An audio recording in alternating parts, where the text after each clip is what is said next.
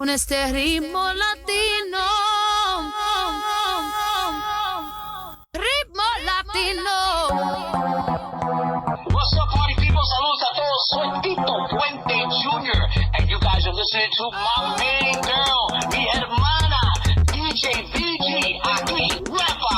Hi, I'm DJ VG. It's my extreme pleasure to welcome the vibrant, impassionate band leader and son of mambo musician Tito Puente. Welcome, Tito Puente Jr. Thank you so much for joining me on 9FM. How you doing, girl? I am phenomenal. Thank you so much for coming on with me. You have no idea the type of reaction I've been getting from everybody all day long.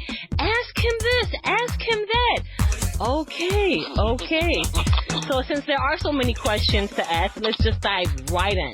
Growing up in a Latino household, Colombian, Puerto Rican, Mexican, Cuban, there is a constant battle on music on what's going to be played, whether you're cleaning the house or cooking food. You want to hear hip-hop, house, or freestyle, and your folks, right? We're not hearing house music or freestyle. There will only be cumbias, merengue, and salsa. So the question to you is, right? Did you ever go through any experiences like that? Growing up in New York City, grew up with music always in my house. It was an honor and a privilege being his son. I miss him very, very much. It's the 20-year anniversary, but when I do reflect on the being at home with him, it was usually during the holiday seasons. Yes, there was music. There was a lot of merengue, a lot of salsa, a lot of mambo, a lot of Latin jazz. I was into rock music and pop music and freestyle music. He wasn't really into any of that stuff. It wasn't really his bag. So he'd be telling me to turn my music down. In my room, I would have we had stereos back then with tape cassettes and stuff. So I would turn on my music, he would turn up his radio, I turn up his. It would be a musical battle in the house. But it was great, and I'm glad I got the opportunity to have those little, funny battles of music with my father. But yeah, Tito Puente did listen to music at home. We had a hi-fi stereo with the turntable, and he listened to a lot of records with jazz and Latin music. He loved, Eddie Pop Mary, Charlie Pop Mary, all the Fania All-Star stuff. He liked all the mambo stuff that came out, Celia Cruz, of course. And he would listen to, he would say, I'm going to listen to my competition. Oh, okay.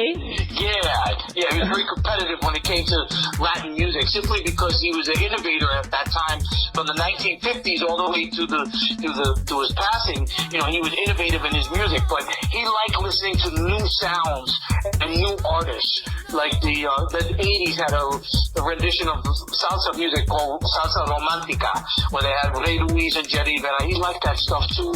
He really was into the jazz, though. He really loved the Latin jazz. Arturo Sandoval, and all that great jazz music. He was really into that. He liked the old jazz stuff too. Ella Fitzgerald, Duke Ellington, Count Basie. That was a Tito Puente thing. He really was into that. Again, innovative. He was a pioneer, so he wasn't. He was only listening to what the younger people were listening to at the streets at the time. But he was into house music, and he liked house music. He actually dabbled in it. Stop it! Did he really? Wow. Yeah, he worked with La India. On the River Ocean track, which was the Masters at Work with Little Louis Vega. That was a strictly rhythm. And that did very, very well for him. He also worked with the Masters at Work. They did a whole album together, Kenny Gonzalez and Little Louis Vega. And he worked on the album with Mark Anthony. He's on that Mark Anthony, the salsa singer. Today he was a freestyle dance music singer earlier in his career. Right. Worked with them. And I think Tito Puente was on one of the first freestyle tracks that ever had featured a timbale player. It's a tune called Clave Rocks by a group called Amarelo. No way! I papi. Yes, I remember that. Tito Puente did a drum solo right there in the song, along with Luis Perico Ortiz. He was also on one of the first hip-hop albums.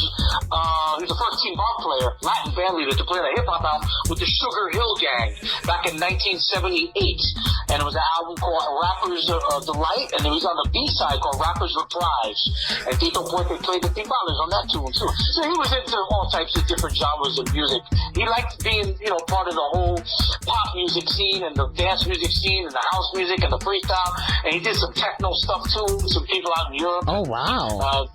Really, really innovative. That's very innovative for a man of his stature, of being a, Latin jazz pioneer like that. So he had his finger in pretty much everything then.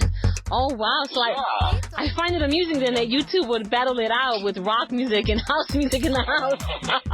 Yeah. It was hilarious because he didn't understand, what Phil Collins and Michael Jackson and Bon Jovi and, the rock songs that were on the Van Halen, those musicians and that music was my style, and I really liked that.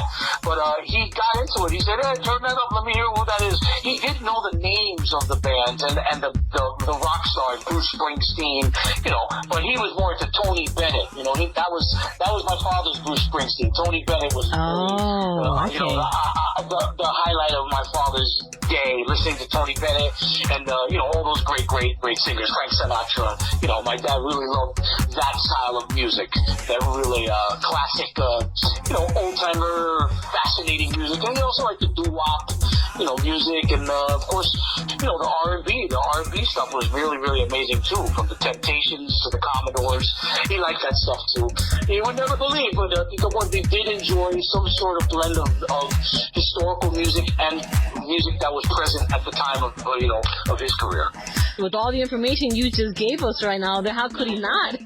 How could he not be? Oh, that's amazing. Now, I know you dabbled in some rap and some hip-hop. How did your dad feel about that? How did you find yourself in music?